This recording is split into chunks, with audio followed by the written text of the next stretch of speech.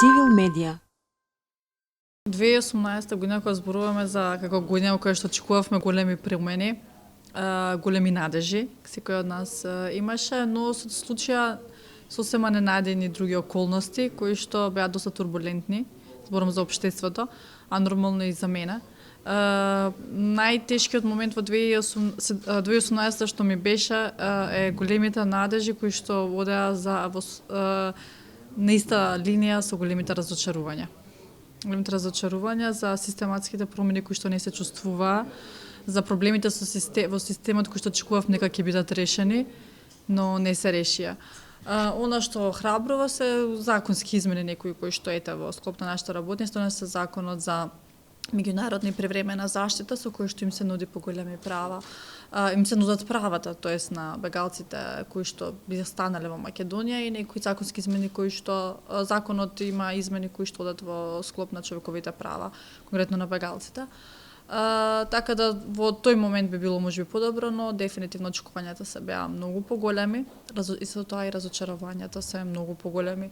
Така да веќе не смееме ништо да очекуваме да се надеваме од 2019-та. Реши 2019-та да ја започнам без никакви очекувања со цел да како ќе ги носи состојбата, како ќе се менува, така да ја прифаќаме, да можеме да прифатиме полесно состојбата во која ќе се снајдеме. Кои конкретно очекувања ги имаше ти?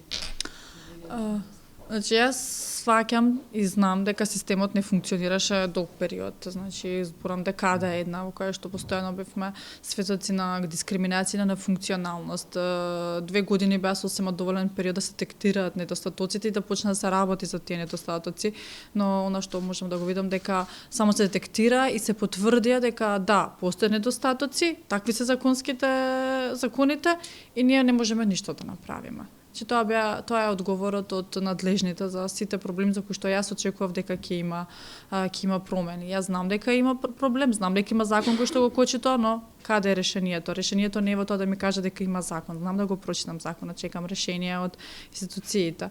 И дефинитивно сета таа администрација лаба во која ги прифаќа, која не функционира, собранието кое ви денеска не работи, лежерното прифаќање на состојбата во која се наоѓаме од страна на органите кои што треба да не водат, таа нивна опуштеност е нешто што не може да се прифати така лесно.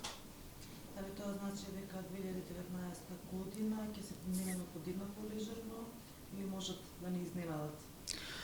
Значи, ако живееме во некоја, како кажам, репресија и кога ќе излеземе, излегуваме, нели, од притисокот, со големи некои исчекори и движења, и не ги гледаме тие чекори движења по 2017-2018, по 2019 како би можеле да имаме поголемата желба да го средиме системот, ако тоа не сме го направиле предходно.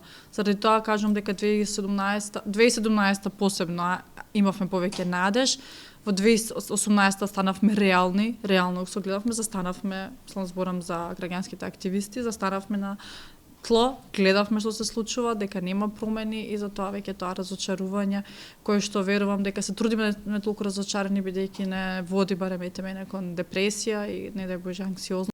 Цивил медија.